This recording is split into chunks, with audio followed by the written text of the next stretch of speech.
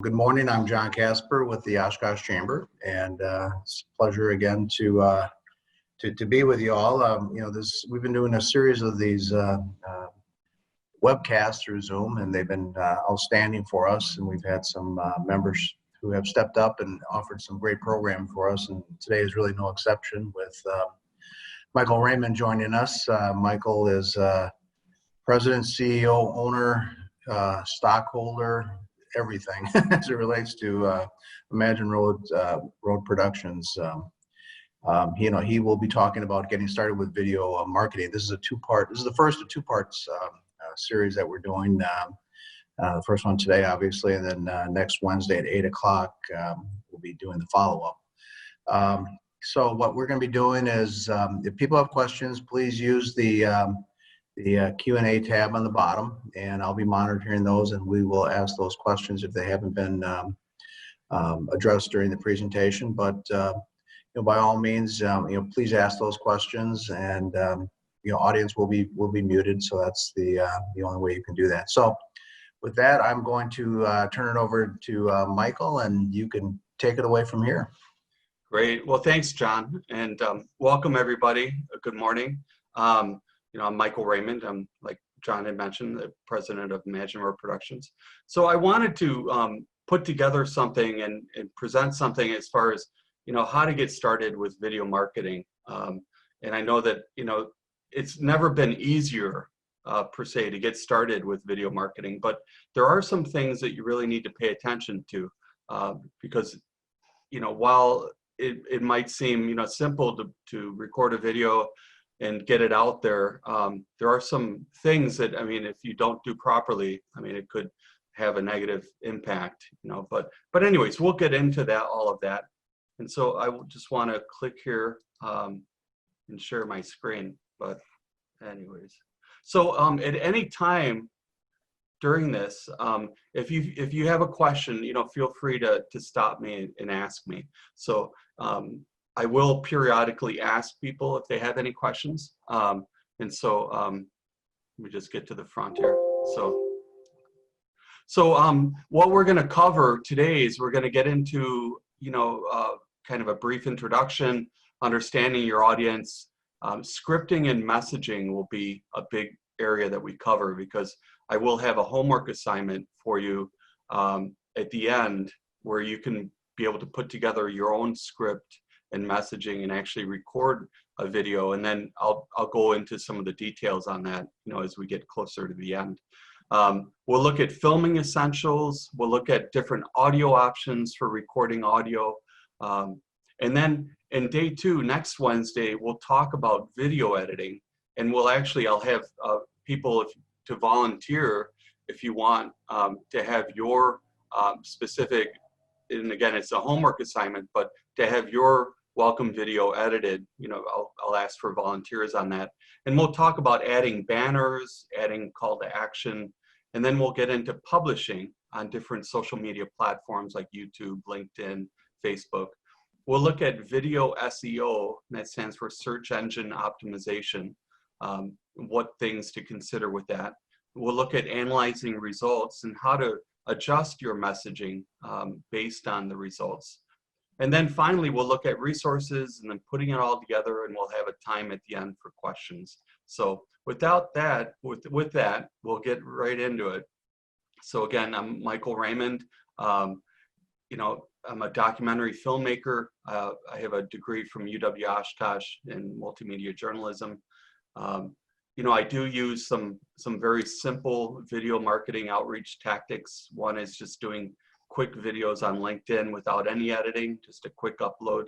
And sometimes those, depending on exactly what your goal is, sometimes those are perfect just to do those. But some of the key points I want to get across, just to get started is it's really easy to let perfection paralysis keep you from getting started.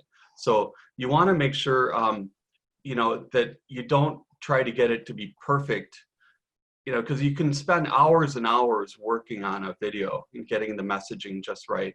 And especially if you're recording yourself, and you can see, like, I have like a little glare in my glasses, and we'll talk about that. But and so there's things, but there's all these little things that you can just get carried away with. And it's really important, to get something published and out there so that you can see how it's performing. And then from there, you can kind of make adjustments to it. And so that's a real key thing that I've learned. So first, we'll start with some foundational statistics. And these are from HubSpot. 90% of customers will watch video to make purchasing decisions. Video, there's no question that video is king. People are looking for video demonstrations. They're looking for services and products, that have some type of video. 82% of consumer internet traffic will come from videos by 2020 or 2020. Wait, 2022. There we go. And I'm sorry, it's really early in the morning. I better just take another sip of coffee.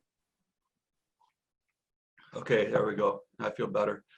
Now the big one here, the big statistic is 80% of increased conversions when video is embedded on a landing page. And so not only does that apply to the front page of your website, but also any type of landing page that someone will come into for a specific service or product. So again, 80% of visitors to that landing page, there's an increase in conversions.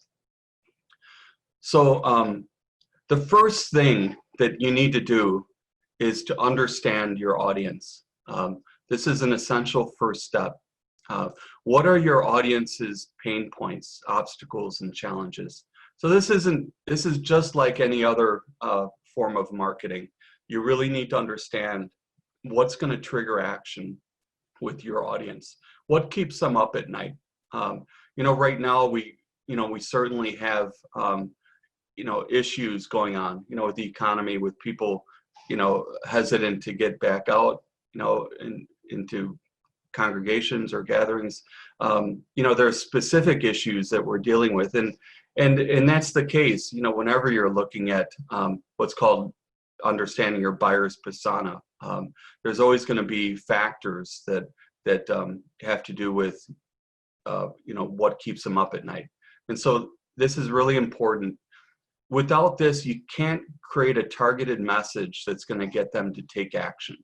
And that's the goal. The goal is to be able to, at the end of your message, first of all, keeping them engaged throughout your video message, and then having them take action, the action that you want, whether it's to visit your website, to click on a link to buy now, whatever that is.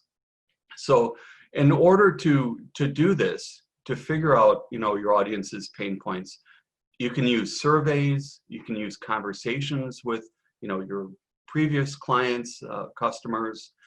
You can do split testing. It's also called A/B testing, where you put out, a couple different, videos with different messaging to see which one will perform better. You can look at buyer trends for a specific industry. So any of these, and there's a lot of other ways as well, to get data for you to help you to understand your message. So so once you have that, once you have a very clear idea on, how you want to put together, your video and your scripting, then it comes into outlining and scripting, and these are really important as well. So a lot of times, depending on what you're doing, if you're working alone and you're just trying to put together, a simple video, sometimes just outlining, is enough. Putting together the introduction, the body, all of that.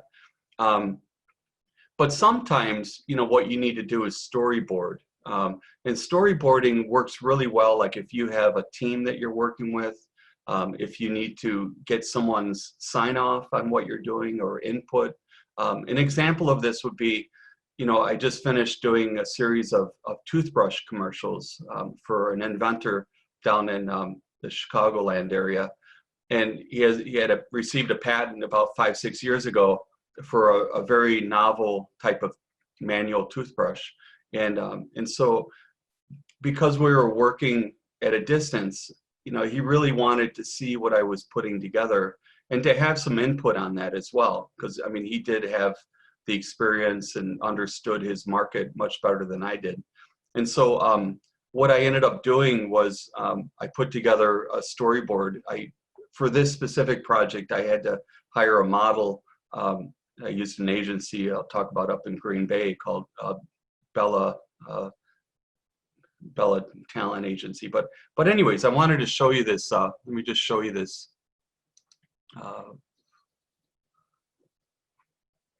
We'll see if I can get it.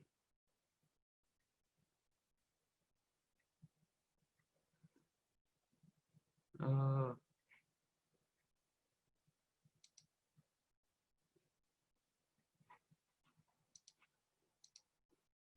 going to see if I can just click on here and have it come up. But that'd be really nice.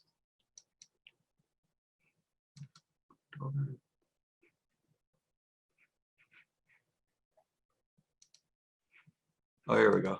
Okay. So here's the storyboard I put together.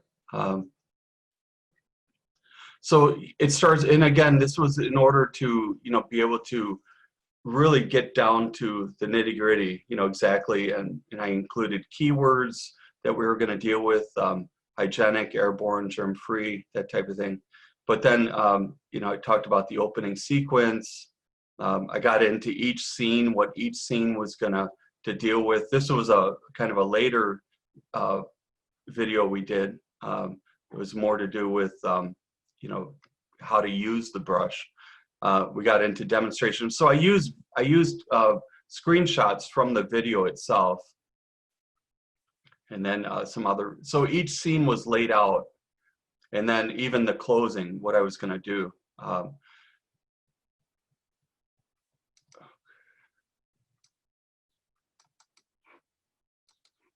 So the reason for that was, you know, I really wanted to give him a full picture of what the video was going to be like. That way there wouldn't be any surprises, but also then I could get his input on specific messaging things. And so sometimes that's really important to do. Other times, I mean, you might just want to do a simple outline, but it's usually an outline, and having it organized is just really important. The next thing is scripting.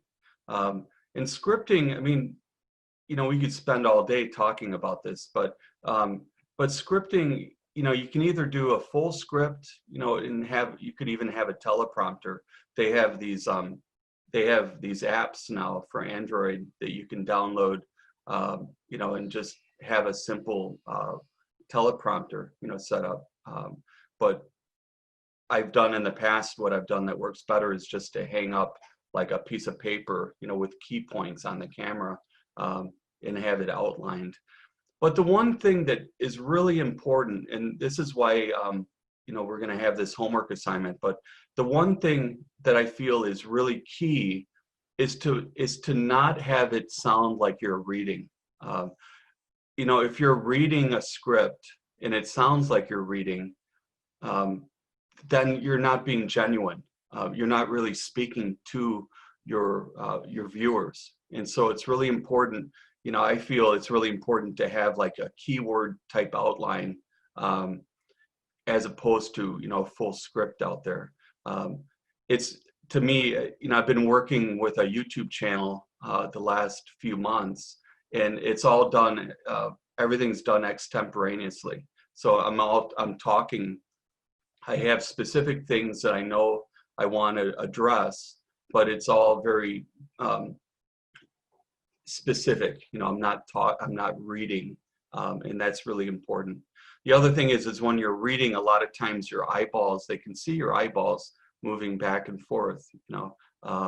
Now there's different ways to deal with it. You know, again, there's a way of having notes and making it sound like you're not reading, for one.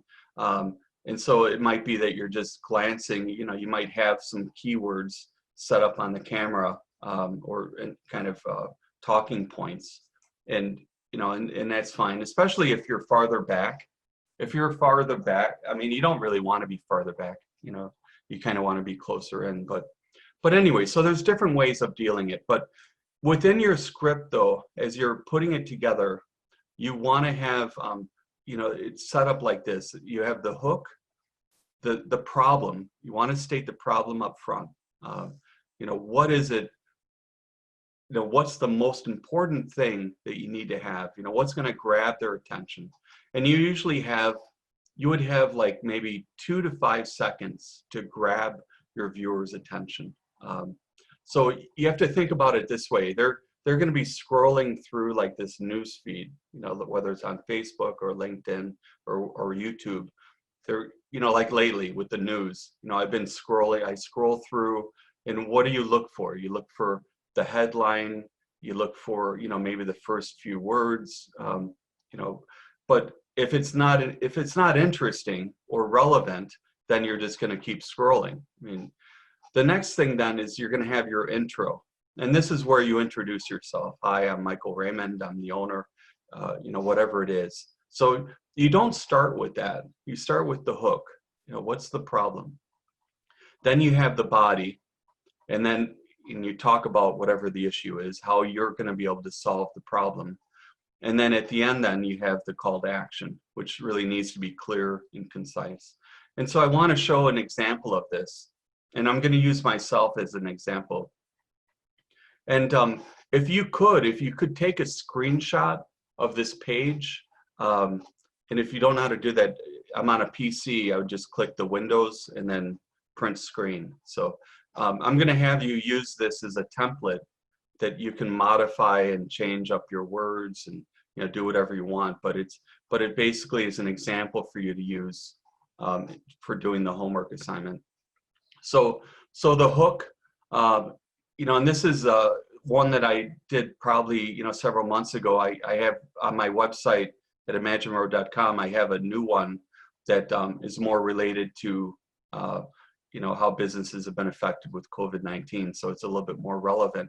But this one, basically the hook, the problem that I'm presenting is the idea that creating video marketing messages that get results requires persistence and experience. And so I'm talking about that specifically. But I also mentioned that there's roadblocks to face, and I'm here to help. So the intro then, I'm Michael Raymond, as I've said, and kind of just a very quick thing about, and remember, you want to be about 30 to 60 seconds, maybe even like 30 to 45 seconds. So, that really isn't a lot of words when you think about it, so, and I might even have too many words on here. This might be more like a minute. But then the body is, exactly, I get into a little bit more of the problem. While it's never been simpler to record video content and publish it, it's getting it wrong can have a negative impact. And then I talk about there's countless tutorials and courses online to help you learn, but you have to ask yourself, how much time do I have to invest in video marketing? And the key point here is if you don't have the time, you need to invest money. So it's either time or money. And then the call to action, which again needs to be very clear and concise, would be, click this button to schedule your free strategy session. So it's all about, making it very simple and very clear, to your viewer what you want them to do. Click here, and that works really good. Sometimes it might be, visit my website. The thing about it is, you have to ask yourself, do you want people to click directly to like a calendar link where they can sign up? Have you given them enough information, or is it something where if you take them to your website, they'll get a little bit more information, and then they can decide whether they want to click and set up a session with you, a consultation or whatever. And the thing about it is, one thing to remember too, and I might get into this later, but I want to make sure I say it. The length of your video will be dependent on, where you're using it. So if you're using your video with viewers that know nothing about you, so it's very cold audience, then you want to keep them really short. your videos, 30 to 45 seconds, because people aren't going to watch more than that. But then you want to lead them to a place where you can provide them with a little bit more information. So if you're using this on your website, so again, we're talking about a welcome video that, and that's the homework assignment. But if you're using it on a website, then make sure your call to action would be something like click the button below. Because if you're on Facebook or YouTube, I mean, they would have to click a link, for instance. So you want to really make sure that your call to action is very clear and concise. So again, if you could take a screenshot of this page, that would really be helpful.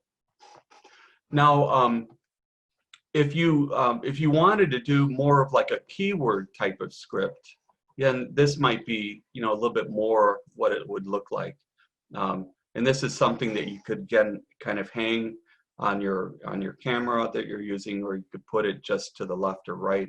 I usually think it's best to look people directly in the eye as you're talking to them, but sometimes people are a little bit to the right or left. It depends. If you're being interviewed on camera, or if you're kind of in an interview fashion, talking to them just to the left or right isn't a big deal. But anyways, but these keywords, so this is the exact same script, except it just has keywords on it, and I could even narrow this down further. The idea is that you want to come off as you're not reading, so you're just talking. And so one of the things that I might do with my clients would be to go section by section, because and I'm going to talk to this when I get into dealing with cuts, because what you can do is you can record each section by itself, and so that would mean then that you only really need to, I'm not going to say memorize, because again, if you're memorizing and you're reading it word, or you're reciting it or presenting it word for word, it does sound robotic.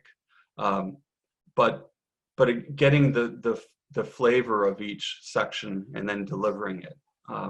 So I was working with I have a client that's a podiatrist, and he had spent a lot of time on TV news working with a teleprompter, and so he felt he was an expert, and he did a good job, but it still didn't, it kind of lacked that spontaneity or that kind of extemporaneous type. So we spent a lot of time working on trying to get them down. But when it came down to it, there was a section that we were talking about plantar fasciitis, and there was a section where he was able to just read off of the page, and it sounded completely different than the other sections, and it was just because he wasn't very familiar with what he needed to say in each section. So we probably should have spent more time preparing for that. But anyway, so this is a keyword script example. So so first, before I go further on, I'd like to ask if there was any questions. I'm not sure if there are or not, but I want to make sure that I address your questions now. Yeah, Michael, it seems you're covering all the bases. So some of the questions that came in, I just typed a response for them. So great. I think you're going well. Great, thank you. Okay, so a little bit about filming essentials. So these are the things, and see, one thing about glare on glasses, if you have that issue like me, you can tilt your glasses so that it goes up a little bit. Ideally, and we're going to talk about this in just a minute with lighting, but ideally you want your light to come from a certain angle, but to me it's kind of distracting, but so I flip them up, and there we go, so it works better. So the first essential is you want to stabilize your shot. So like if you're going to be using your smartphone, for instance, I use this tripod. It's a table tripod, and it's specifically used for a smartphone. So, and I do a lot of videos like this. Sometimes if I just want to put one out there, really quick, I'll use this, because the thing about using a smartphone, which works really well for me, is you just have to be real concise and try not to use a lot of filler words. But the thing is it's really easy to share on YouTube or Facebook, and we'll get into different channels in a little while. We'll get into that definitely in day 2. But the thing is to natively upload, it's important. Like if you're doing a video and you want to share it on Facebook, you can get a lot more reach with your videos if you do what's called native uploading. And what that means is that you're taking the video itself, you're not posting it first to YouTube and then posting a link on Facebook. You're uploading the video itself to Facebook. And so what you want to do then is make sure you keep it real short, like less than a minute. But then depending on what you want. I mean, if it's a training video, of course, it's going to be a little bit longer. But using this type of setup, like a smartphone, it's really easy to share. And the video quality, the image quality is really good. So, and again, it's just what you're trying to do. Normally, I do use a video camera, but I do multiple videos at one time. So instead of just recording one video in one session, I'll record 6 videos. Like if I'm doing a tip series on LinkedIn, I'll do 6 videos all at one time, and I'll separate them with just a little bit of a pause. But then I'll take all of those into my video editor, and I can cut out the pauses. I can add other images or other footage, banners, call to action. It just works out really well for me. So it just depends on what you want to do. And with that video camera, I'll use a full-length tripod. And I have like a little, and we'll talk about this, but I have a little setup in I have a home studio. And so I have a little setup that works really well. And I just leave my camera up all the time. So, but you'll need to find, if you're doing this in your office or a home studio also, or wherever you are, you'll need to find a place where you can film, where you have the backdrop. Now, like for instance, look at my backdrop. I mean, it's actually a little bit cluttered. So where I use my computer and my webcam isn't the same as my home studio. And it's just because of the way I have my my internet all configured. So if you're looking for an office or home studio setting, I mean, don't do something like I'm doing. You want to have it where it's not real cluttered. You want to have items in the background that support what you're trying to say. So I mean, I do have my light, but there's other things like my sofa in the background. I mean, it just doesn't present as good of an image as I could have. So as for lighting concerns, you want to use lighting. Lighting really is important. So I want to give you I'll show you an example of why this is important. So here's without lighting, here's what I look like. So you can see I'm kind of dark. Now there are some video cameras, that in camera phones, I mean, they have an auto adjustment in them where they can kind of compensate, for like darker areas. But the problem is then you lose resolution. So you don't have that nice, that clarity, and the light that I'm using, I would say, I mean, typically, this is just a basic lighting setup, but a lot of times what I'll do is what's called 3-point lighting, or even I usually use 3-point lighting. And I'll show you what that looks like in the next slide, kind of how to set it up.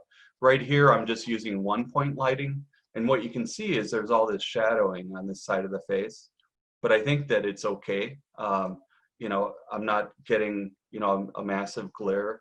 And also I don't need to light the background because there's no shadowing in the back, so I talked about glare on the glasses, so that's kind of important to watch.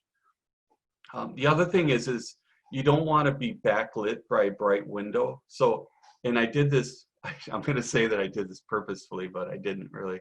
But this window, my sliding door over here, back of this light, you can kind of see how white it is. It's really bright, and it's kind of, it can be a distraction. So, ideally, what you want to do is, you can just simply move, your camera so that you don't have that. I'm not going to do that here, but the other thing to consider is the angle at which you're filming. So now I'm filming. I got my webcam, and I was I had a little bit too much headroom. So it's nice to have a little bit of headroom, but I'm not in favor of having tons of headroom. I would rather be able to see my hands, because I talk with my hands a lot. And if I'm just talking like this, sometimes I feel like I'm not adding an important element. So I like to have, from like a design or stylistic thing, I like to have that flesh tone. It kind of adds, an element to it that I think is, to me, more aesthetic, but it's up to you. It's up to what you're trying to do. The other thing is I like to film where I'm either at eye level from the camera or where the camera is just a little bit higher. It's more flattering. So like if I was filming coming up from my chin, well, you would see my chin, my double chin for one, but also it's not a flattering angle for me, and that's the case for a lot of people. So you need to find, a flattering angle. I mean, if that's important, I think it is. The other thing is make sure you wear a solid color shirt. Try to stay away from stripes or like a white color. So for instance, you might look at my videos and you might see that I have this shirt, this shirt on. I actually wear stripes a lot. A lot of my shirts are stripes. And what happens is sometimes when you're filming stripes, especially like white, like solid white colors, there's this thing that happens with the camera. It's like a zebra type of effect, and it's just a distraction. So wearing like a solid color, seems to work best. So again, we talked about different devices for filming. You have your smartphone, works really well. A video camera. There's tons and tons of video cameras out there. I actually own probably every single type of video camera there is. I've stuck a lot with Canon products, but I have a Canon DSLR, like a Canon 60 that records really amazing video. The problem is that you have to manually focus it, so it doesn't have an autofocus per se, so it's a little bit difficult in that sense, but I've recorded a lot of great footage with it. The colors are just outstanding. I have a Canon Vixia, which is more of a consumer type video camera, which records really, really well. I use a Canon XA55 and a Canon XA10 and a Canon XA25. So these cameras are video cameras that are, I guess they're considered prosumer. They have inputs on them that allow for an XLR audio recording cable. And I'll get into that in just a second with audio, but if you're just recording audio from an onboard microphone, certainly a smartphone. And actually with a smartphone, you can record, you can use a lavalier mic or any other type of device, and you can record audio externally as well using something like a Tascam. So the thing to remember with the device you use for filming is that it all depends on the sensor size.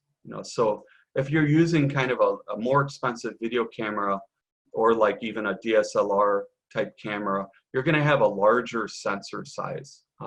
And so what does that mean? What that means is that if you don't have adequate lighting, like if you are filming in a low light type of setting, it might be more blurry. It might be depixelated a little bit. You know, you might not have that sharp image quality, you know, that you want. You know, also if you have nuances, so like if you're I was filming this past week in New Mexico in a canyon. It was called Porvenir Canyon. It was for a documentary that I'm doing called Finding Forrest Fenn. You might have heard that the Forrest Fenn treasure was found, but the problem is, so I had brought my really nice video camera out in the canyon because at 8,500 foot elevation, the light from the sun was really intense. But then there was also these shadowed areas with the trees. And so getting that nuance, the nuances between you know, being able to film and not have those bright light, you know, sunshine, high intensity areas just become, you know, like with some smaller sensor cameras, it's just washed out. It just becomes like a white spot. And so I was really happy that I brought my, you know, better video camera out on the trail, even though I broke it in a sense. So I actually had to send it in for servicing. The other thing to know is with video resolution. So, you know, a lot of people you see, you know, will film like in this vertical alignment, you know, and so because it's easy, I'm going to take this off here. It's really easy to film like this, you know, I mean, because usually you're holding your camera, you know, like this, and so it's really easy to film. But the problem is that it doesn't. The problem with filming in this vertical way is that the top and the bottom of your shot are often, you know, wasted footage. You know, so a lot of times what you have is like, I mean, like above me is just a wall, and below me is just, you know, my bottom half. So if you're filming like this, you know, horizontally, you're getting more information, you know, from your footage. Also, the 16:9 is a little bit more universally standard, and it's just, for me, I mean, it's better to look at. Now, saying that, you know, there are some platforms like Instagram, you know, for instance, where you do want a 1:1 or square ratio. And so what I do with that is usually I will film always this way. And then what I'll do is I'll just, I'll crop it, you know, so I'll crop it to be 1:1. You can do that this way as well if you want to crop it. But so the answer is, you know, for as far as, you know, which should I do it, landscape or should I do it portrait? You know, it just depends on your social media platform.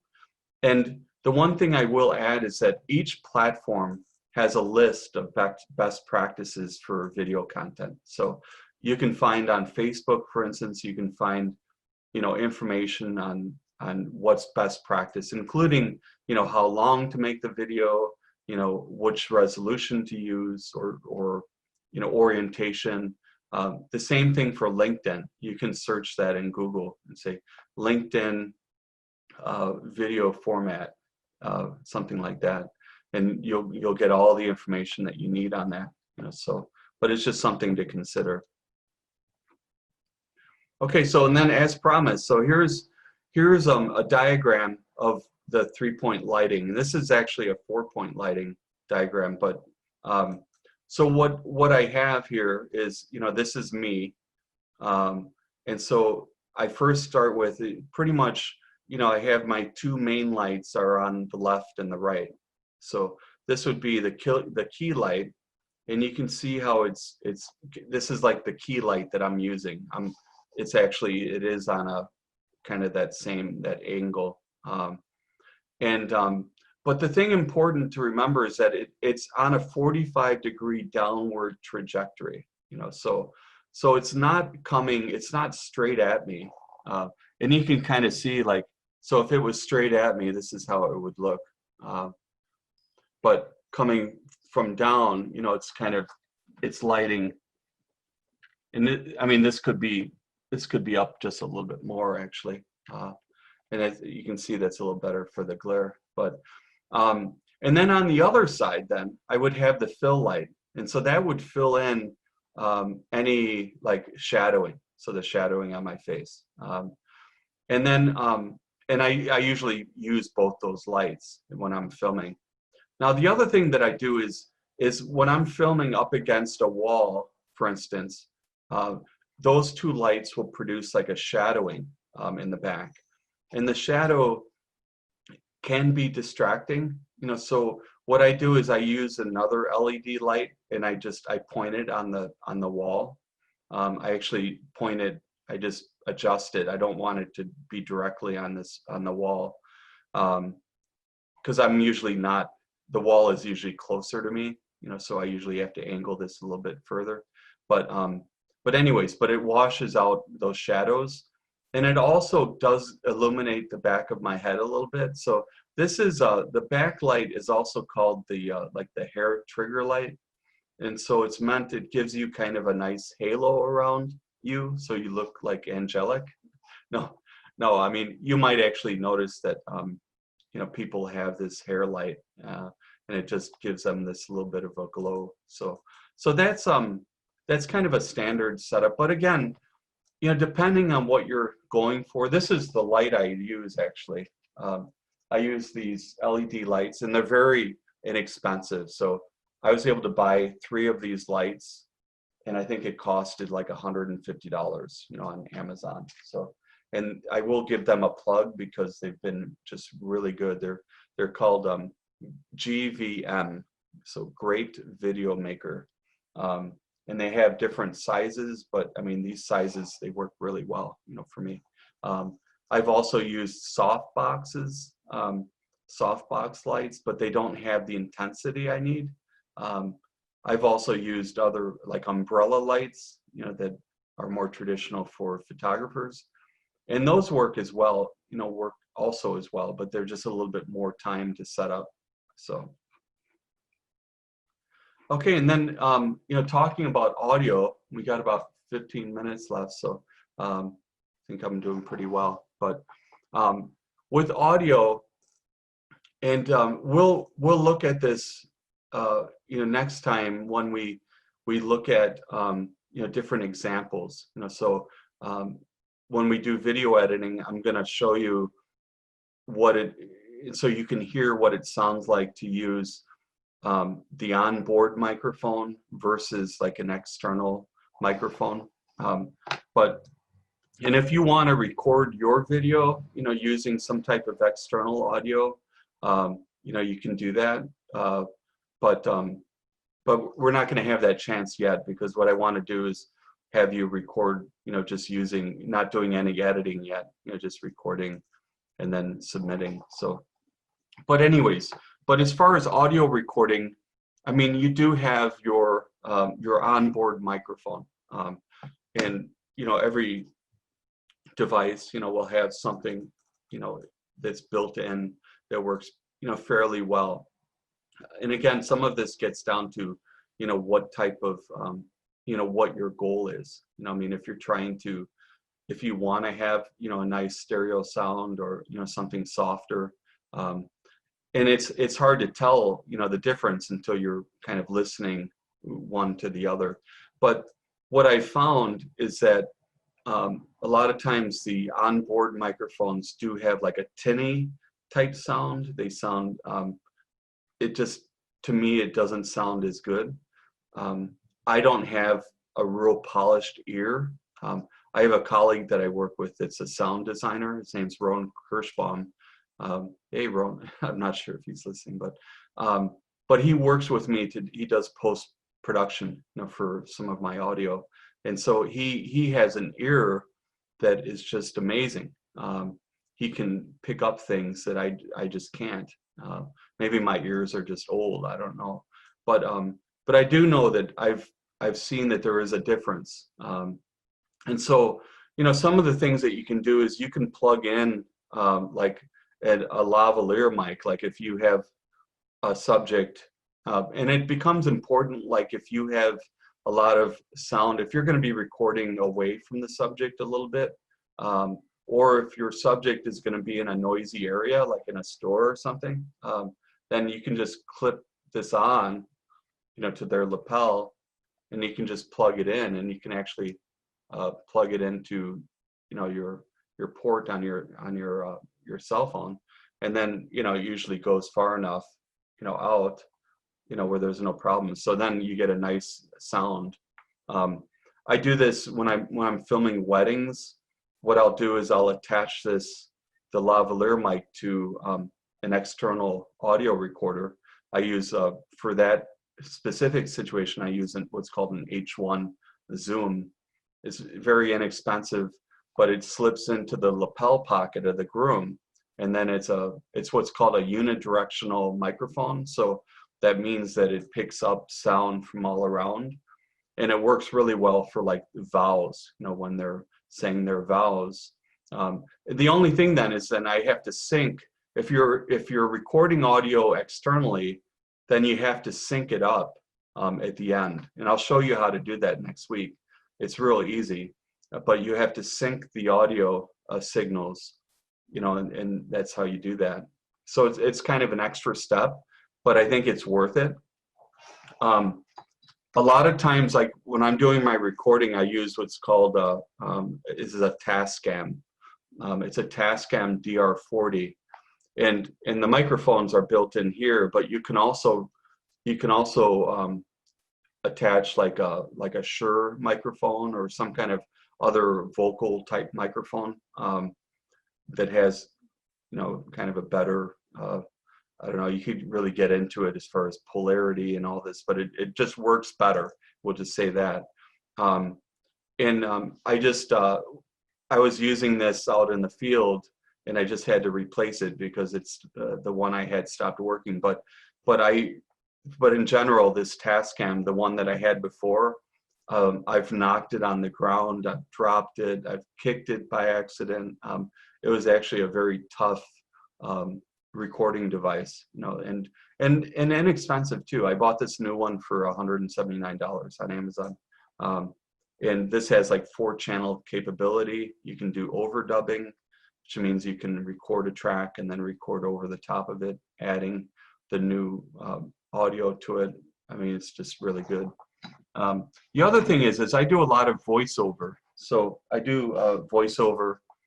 Sometimes you want to have like a narration, where you're talking about something, but you have, other footage going on, at the same time. So, like in that video with the toothbrush commercial, I mean, basically I did the voiceover, I scripted it out. And sometimes that allows you to be more specific with the word choice you use. And then, but when I'm doing a voiceover, you have an opportunity then to record like in a better, you don't want to have, for instance, reverb, where like the walls, if you're recording in a spot where you have a lot of bare walls, you'll notice there's this echo that you might hear, and it's called reverb. And so in order to diminish that, you can use like a foam-based cubicle, or you can use something like this. And this is it's like a foam cubicle. And what I do then is I just record, let's see if I can get this right. I record, and I have kind of a dresser actually that I use, where when I'm standing, I can record real nicely. And then I'm able to line the wall, with these foam pads, and so that basically reduces the reverb. You can also, you can do things like creating like a tent, with your sheets and blankets. I've never tried that, but basically what you're doing is you're creating a barrier to the bare walls, so that you can keep the reverb down. So some other things you want to make sure is make sure that any extraneous sounds, that you're aware of them, like air conditioning, heating. For me, the big one is the refrigerator. So I record, my home studio is just opposite of my kitchen, and I have a refrigerator that makes a lot of noise. And so I always have to turn the refrigerator off. And but the thing about it is, make sure you turn that refrigerator back on. I can't tell you how many times I've forgotten, and then it's almost like a full 24 hours later, I realize, something sounds quiet, and it's because I've turned the refrigerator off. So make a note for yourself or whatever you need to do. Road noise is a big one. So I have my sliding door open. I have a lot of traffic on my street, so I listen for that. Listen for any hums, road noise, all of that, be aware of. Sometimes, what you have to do is record some room noise. They all through my schooling and everything, they used to always recommend this, but record room noise in case what you need to do is you need to filter it out.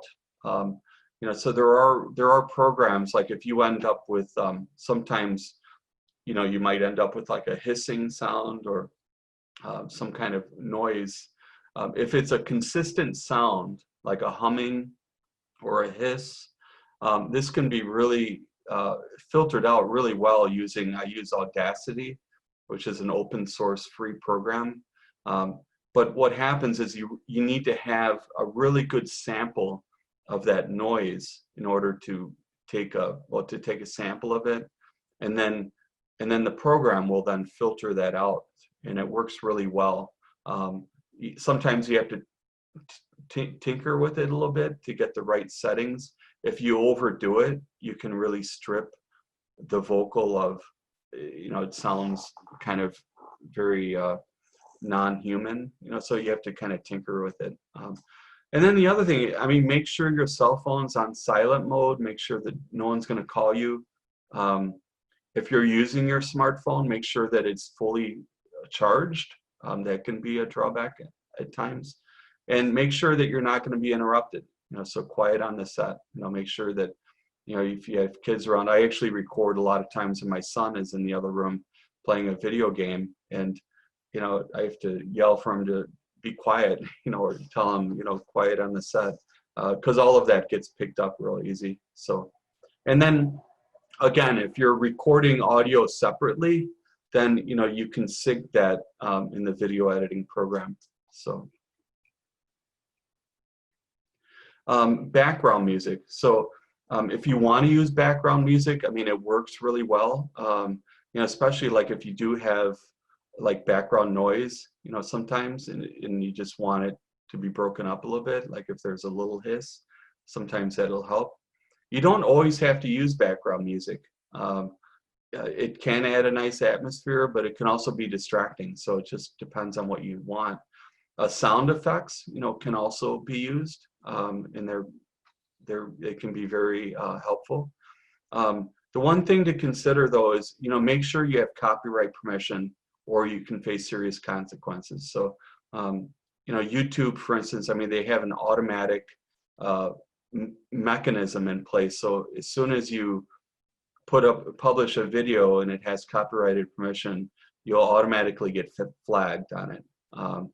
Whoever the copyright holder is, a lot of times, they'll allow you to use the music, and but what they'll do is they'll monetize the video and kind of track it. So that means that they'll put banners on it and kind of make money off of your video. There are times where they might have you, take it down, but it's always important. The same goes for images. It's really important that any image you use, because sometimes you might want to use images to really kind of support your messaging, to showcase it. But you really want to make sure that you use images where you have copyright permission. So whether they're images that you've taken, and even I should give you this really important tip. If you do a Google search, and there's in the toolbar, you can see, you can filter it down to images that provide for reuse. Sometimes that's not true. So there's a real big area right now for for going out and I guess, almost, you know, basically, trying to nail people who are using images without permission, copyright permission. And they actually, there's on the image itself, sometimes they can embed this code, which makes it easier for them to find. So it's just a really important thing. YouTube Creator Audio has a real nice variety to use. You can search by genre and mood and whether you need to give attribution or not. bensound.com, that's one that I've used. I've used a lot of their free music. They have a lot of really good ones. It's mostly instrumentals. They do have some that are that you can pay for. Pond 5, I've purchased music from there in the past. And then local talent, so check out your universities or colleges. And the important thing is background music should support your messaging and be balanced properly, just not to distract viewers. So we've made it. We've made it to, and if you're here still, we have this homework assignment. And so this, the homework is due June 23rd. And so what I want you to do, first of all, let me ask if there's any questions before I go over this. Michael, one came in regarding lighting, and specifically, I think you mentioned a product when you purchased off of Amazon, sure. But they were wondering if you had any product recommendations for lighting specifically. Sure. Yeah. This light here, I really highly recommend it. In fact, I was going to buy another set of them, but it's called GVM. So it's great video maker. I've really enjoyed it. I've used a lot of different lights, and this is just an LED panel. Now this, you can put batteries in here. So it has these batteries.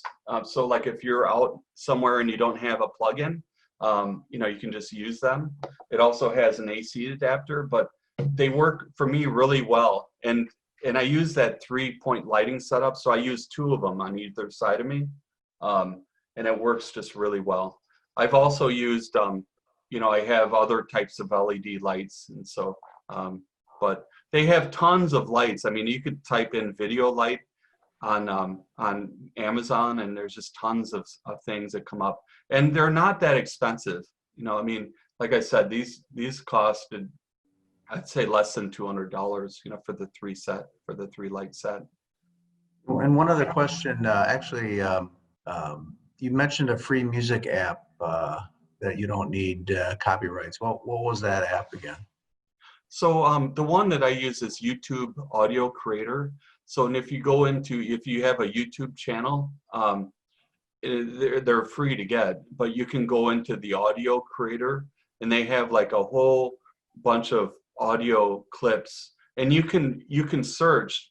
Like I tend to not want to go through the thing of providing attribution, so you can search where attribution is required or it's not, and then you can search for like pop or country or genre like cinematic.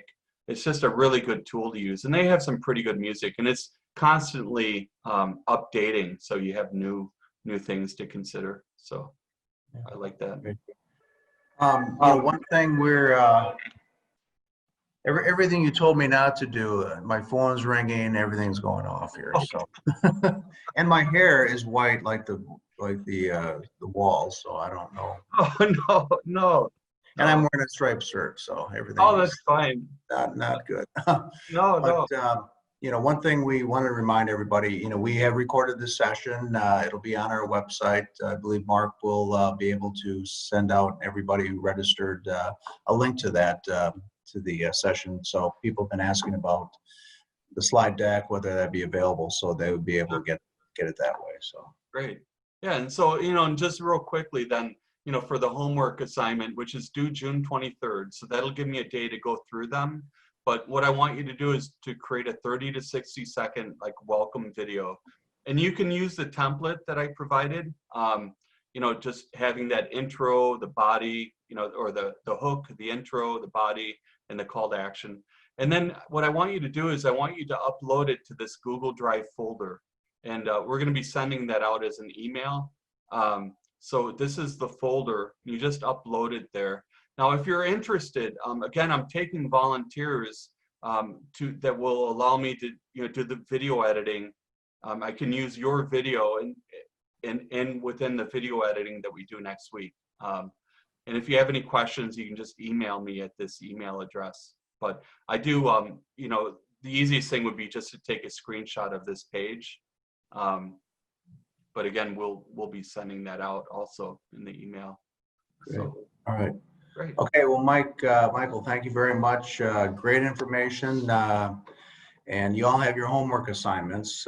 So I've never been much of a student, so homework was never a forte of mine. So, but we'll be reconvening again next week, a week from today at 8 o'clock for the second and last part of our getting started with video marketing. So with that, Michael, thank you very much for presenting. Very, very well done. And we will see you all next week. Take care. Take care.